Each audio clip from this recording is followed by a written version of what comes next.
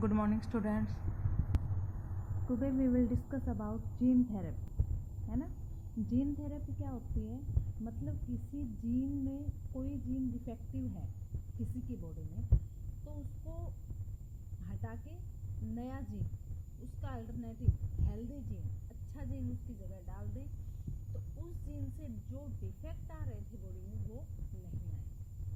सीधी सी बात यह है, जैसे ये सेल है, इसके पास ये जीन है और ये डिफेक्टिव है, हमें पता है, ठीक है। ये कैसा जीन है, ये डिफेक्टिव जीन। अब हम क्या करेंगे कि इसमें, इस सेल में हेल्दी जीन, जो जीन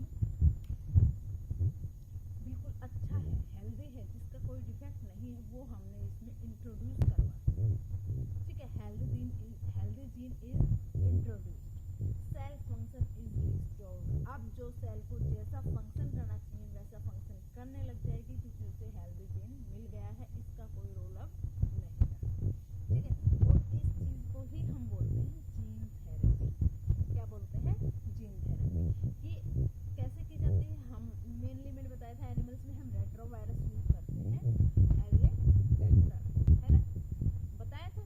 तो ओरिजिनल वायरस है, और ओरिजिनल वायरस में ये जो पोर्शन है, ये जो जीन है, ये डिजीज कोजिंग है, ठीक है, डिजीज कोजिंग जीन है। हमें पता चल गया कि इस वायरस के पास ये जीन्स जो है ना, ये डिजीज कोजिंग है, हमने इसको निकाल के बाहर कर दिया, ठीक है। अब हमारे पास मॉडिफाइड वायरस बच गया, मतलब इसके वो जीन जो डिजीज कोज करते हैं वो हमने निकाल के बाहर कर दिए। तो अब हमें जिस जीन की थेरेपी करनी है, ह्यूमन में जो ट्रांसफर करना है जो जीन, वो जीन यहाँ पे हम डाल देंगे, और ये जीन डाल के ये कैसा वायरस बन गया? अब थेरेपेटिक कैरियर वायरस, मतलब इसने थेरेपी वाला जीन कैरी कर लिया है। अब ये ह्यूमन बॉडी में जाएगा तो इस जीन को ट्रांसफर करेगा। आपको पता है कि वायरस तो क्या करेगा? इन्फेक्शन करेगा, मतलब अपना जेनेटिक मटेरियल क्या करेगा? सेल में इंजेक्ट करेगा, और वहाँ पे इस आरएनए की डीएनए में कॉपी तैयार करवा लेगा, और फिर डीएनए रेप्लिकेट करेगा। डीएनए रेप्लिकेट करेगा तो ट्रांसक्रिप्शन होगी, ट्रांसक्रिप्शन होगी तो ट्रांसलेशन होगी, मतलब जो प्रोडक्ट बने हैं वो बनेंगे। लेकिन इस बार हमने हमारा हेल्दी जीन डाला है, क्योर करने वाला जीन डाला है, तो इस बार हमें क्या होगा? इस वायरस से क्या मिलेगा? फायदा मिलेगा, ठीक है। अगर किसी पर्सन को, ये बात समझ आई?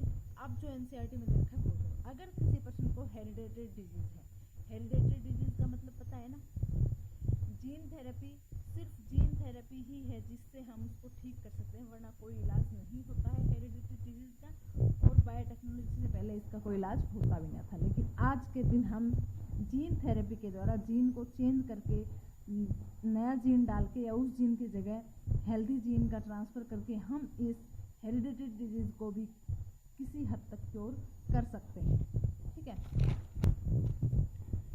जीन थेरेपी का मतलब जो मैंने अभी बताया था, correction of a gene defect that has been diagnosed in embryo. हाँ, जीन थेरेपी का ये है बेटा कि अगर हमने जीन के डिफेक्ट को एम्ब्रियो में डायग्नोस कर लिया, एम्ब्रियो में पता लगा लिया, तो हम ये जीन थेरेपी कर सकते हैं आसानी से। वरना हमारी इतनी बड़ी बॉडी है, मतलब इतनी सारी सेल्स है, उसमें हर सेल में कैसे हम जीन इंट्रोड्यूस करें। लेकिन अगर हमें एम्ब्रियो में ही पता चल जाए तो क्या करो? जायगोट में ही इंट्रोड्यूस कर दो उस जीन को, हर सेल में वो जीन चला जाएगा और वो डिफेक्ट नहीं रहेगा, ठीक है। Genes are inserted into person cell and tissue to treat a disease. Gene को इंसर्ट किया जाता है पर्सन के सेल में या टिश्यू में किसी भी एक डिजीज को ट्रीट करने के लिए, ठीक है।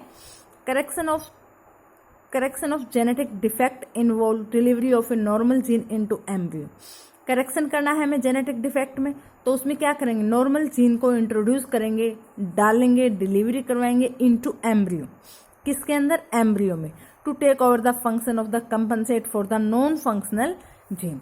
वही बात, ये नॉन फंक्शनल जीन था, हमने इंट्रोड्यूस कर दिया न्यू हेल्दी वर्जन, तो इसके साथ कंपनसेट होगा, और इससे वो प्रोडक्ट, वो प्रोटीन, वो एंजाइम मिलने लग जाएंगे जो जिसके कारण नॉन फंक्शनल हुई थी ये सेल, ठीक है। अब कैसी हो जाएगी? फंक्शनल हो जाएगी। कैसे करेक्शन किया हमने इसका? नॉर्मल जीन को एम्ब्रियो के अंदर ट्रांसफर कर दिया, ठीक है। सबसे पहले जीन थेरेपी कब किसको दी गई थी? 1990 में दी गई थी। एक 4 साल की गुड़िया थी, एक 4 साल की बेटी थी, उसको एडेनोसिन डीएमाइनेज डेफिशिएंसी थी। ये एक एंजाइम है जो कि इम्यून सिस्टम के लिए बहुत इंपॉर्टेंट होता है, ठीक है। ADA, adenosine deaminase, immune system के लिए क्रूशियल एंजाइम है। अगर ये एंजाइम नहीं होगा तो इम्यून सिस्टम अच्छे से काम नहीं करेगा, बी लिम्फोसाइट, टी लिम्फोसाइट अच्छे से नहीं बन पाएगी, और एक छोटा सा इन्फेक्शन भी मतलब डेथ का कारण बन सकता है। डिसऑर्डर किसके कारण होता है? एक जीन होता है, अगर वो डिलीट हो गया जो कि एडीए को प्रोड्यूस करता है, अगर वो जीन डिलीट हो गया तो ये एंजाइम प्रोड्यूस नहीं हो पाएगा, और ये एंजाइम प्रोड्यूस नहीं होगा तो इम्यून सिस्टम बिल्कुल वीक होगा, ठीक है। ये जीन कहाँ मिलता है? तो क्रोमोसोम नंबर 20 पे मिलता है, ध्यान रखना, ये लिख भेजना मेरे पास, ठीक है। एडीए एंजाइम को बनाने वाला जीन कौन से क्रोमोसोम नंबर पे होता है? तो 20 पे होता है ना। और अगर ये एंजाइम नहीं होगा, एडेनोसिन डीएमाइनेज एंजाइम नहीं होगा तो कौन सी डिजीज हो जाएगी? SCID, किलर डिजीज है ये, मरेगा ही मरेगा बंदा, ठीक है। SCID is caused by A defective gene for ADA, मतलब एडीए एडेनोसिन डीएमाइनेज को प्रोड्यूस करने वाला जीन डिफेक्टिव है और वो जीन इसको प्रोड्यूस नहीं कर पा रहा है तो कौन सी डिजीज होगी? SCID, severe combined immunodeficiency, ठीक है। इन पेशेंट्स के पास कोई फंक्शनिंग टी लिम्फोसाइट्स नहीं होती है और वो उनका इम्यून सिस्टम एक पैथोजन के अगेंस्ट कोई रिस्पॉन्स नहीं कर पाएगा। और आपको पता है अगर पैथोजन के अगेंस्ट रिस्पॉन्स नहीं कर पाएंगे तो पैथोजन से अपनी मल्टीप्लिकेशन बढ़ा लेंगे और उससे डिजीज हो जाएगी कोई भी एक, ठीक है। Without adenosine deaminase body is unable to break down a toxic substance. क्यों होता है ऐसा? क्योंकि अगर ये एंजाइम नहीं होगा तो बॉडी में एक टॉक्सिक सब्सटेंस एक्युमुलेट हो जाएगा और उसको ये ब्रेक डाउन नहीं कर पाएगा और टॉक्सिन हमारी बॉडी में बन जाएगा, और वो टॉक्सिन ही क्या करता है? टी और बी लिम्फोसाइट्स को डिस्ट्रॉय करता है, ठीक है। टॉक्सिन का नाम है डीऑक्सी इसको डिस्ट्रॉय नहीं कर पाता। अगर एडी एंजाइम नहीं होगा तो ये डिस्ट्रॉय नहीं होगा तो बॉडी में बढ़ने लगेगा, और बढ़ेगा तो किस पे इफेक्ट डालेगा? किसको डिस्ट्रॉय करेगा? टी एंड बी लिम्फोसाइट्स का, जो कि इम्यून सिस्टम का इंपॉर्टेंट पार्ट होता है, ठीक है। एडीए डेफिशिएंसी को कैसे क्योर किया जाए? Bone marrow transplantation treated by enzyme replacement therapy, जिसमें क्या होता है? फंक्शनल एडेनोसिन डीएमाइनेज है ना, पेशेंट को इंजेक्ट किया जाएगा, ठीक है। ये कर सकते हैं हम, एक तो बोन मैरो ट्रांसप्लांटेशन हो सकता है। एक दूसरा ये हो सकता है बेटा कि लिम्फोसाइट्स लो, उनको बाहर कल्चर करो, रेट्रोवायरस के हेल्प से उन सभी सेल्स में क्या डाल दो? जेनेटिकली इंजीनियर्ड लिम्फोसाइट्स बना दो उनमें, मतलब उनमें नॉर्मल जीन डाल दो, ठीक है। अब वो जेनेटिकली इंजीनियर्ड लिम्फोसाइट्स हो गई।